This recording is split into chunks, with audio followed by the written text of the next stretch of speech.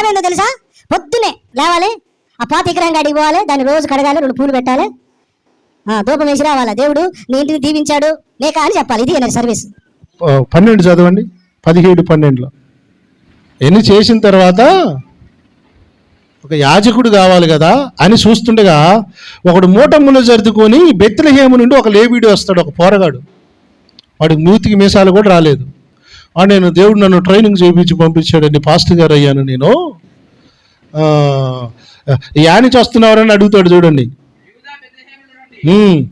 Training అయిపోయింది, చూస్తున్నాడు ఎక్కడన్నా ఏమన్నా మేత మనకి ఏమన్నా డబ్బులు జీతం ఇచ్చి ఏమైనా సంఘం ఇచ్చే చోటు ఏమైనా దొరుకుతుందా అని చూస్తున్నాడు. హల్లెలూయా. కొంతమంది ట్రైనింగ్లు ఇందుకే చేస్తారు, బైబిల్ ట్రైనింగ్ అని చేసి పనిపాటు ఉండదు, ఇలా తిండి తిప్పలు ఏముండవు. ఎవడన్నా డబ్బులు పెట్టి అన్నం పెట్టి సాలిగా అని ఎదురు చూస్తుంటారు అనమాట. ఆ కేటగిరీ వాడు అనమాట లేవీడు. ఈలోగా ఇతనికి మేకా కనబడ్డాడు. మేకా కనబడితే ఎవర్రా బాబు ఏంది నీ సంగతి అంటే, పలానా సార్ నేను పలానా లేవీని.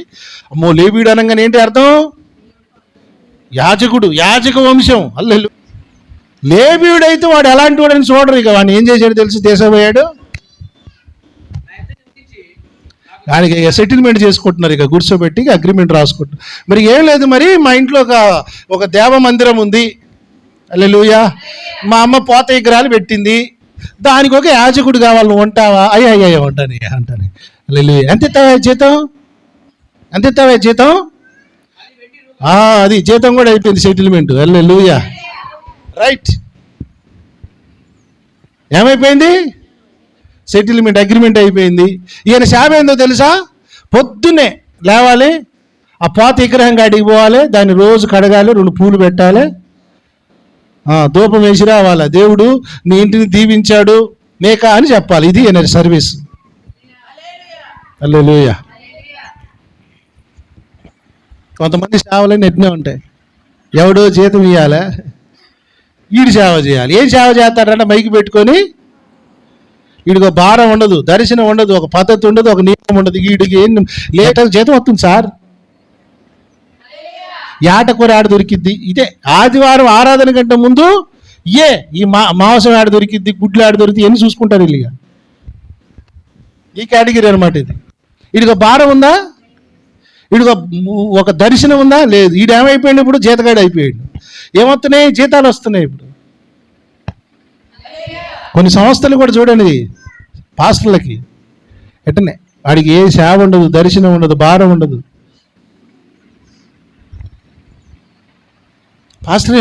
పాటరేనా మా బోర్డు పెట్టుకో, మా బోర్డు పెట్టుకుంటే నీకు జీతం ఇస్తాను. బోర్డు పెట్టుకుంటే జీతం ఇస్తారు సార్ చాలామంది. ఈ మధ్యకాలంలో నాకు ఒక తల్లిగారు కనెక్ట్ అయ్యారు. Pastor, I want to give మీకు ప్రతి నెల ఒక $500 సపోర్ట్ చేద్దాం అనుకుంటున్నాను, మీకు మీ చర్చికి నా బోర్డు మా పేరు పెట్టుకోండి అన్నది ఆమె. ఏం బోర్డు అన్న? నిజం సార్, ఒక సంస్థకు పేరు ఉంది, ఒక బోర్డు పెట్టుకో అన్నది. ఆమె బోర్డు పెట్టుకుంటే నాకు నెలకి $500 అంటే 500 × 8 80 రూపాయలు అంతా దగ్గర 40 నుంచి 50,000. స్తోత్రం. నేను అన్నాను, ఆల్రెడీ నేను ఒక బోర్డు పెట్టేసుకున్నాను, అది యేసుప్రభు బోర్డు, దేవుడిచ్చిన దర్శనం అది, దాన్ని నీ కుదవబెట్టి నీ బోర్డు పెట్టుకున్నంత దిగజారిన స్థితిలో నేను లేను అని చెప్పాను.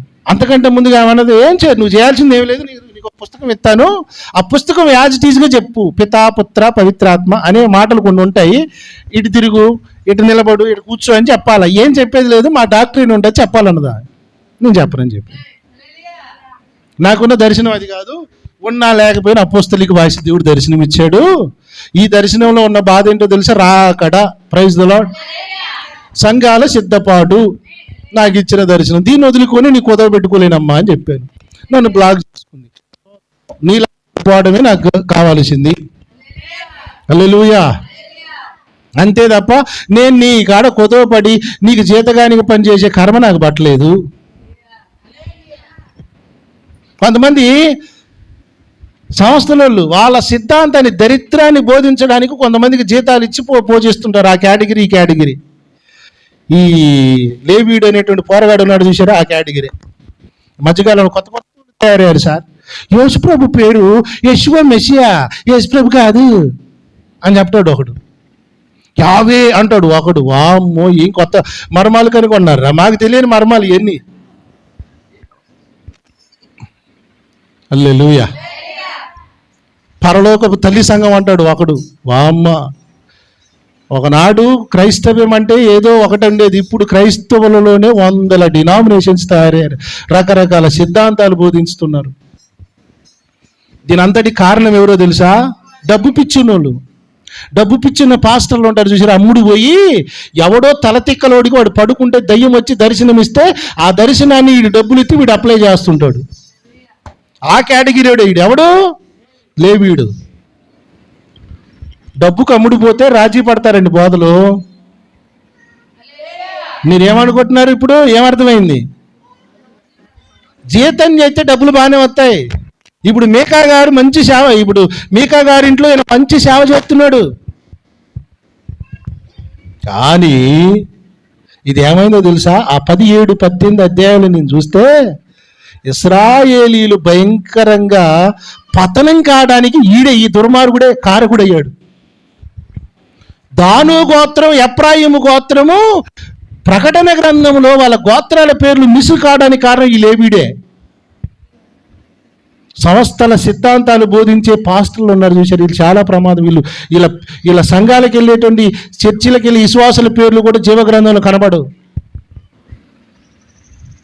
జీతాలకి బత్యాలకి సేవలు చేసేటోళ్ళు ఉంటారు, వీళ్ళంతా కూడా ఏ కేటగిరీ తెలుసు? విశ్వాసం చెడగొట్టే కేటగిరీ.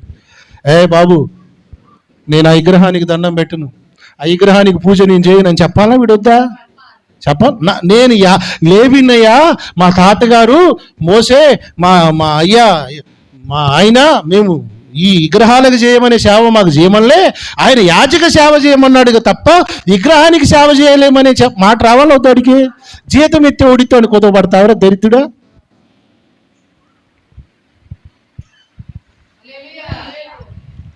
ఆఫ్రికా దేశంలో నేను మొన్న ఒక వీడియో చూశాను.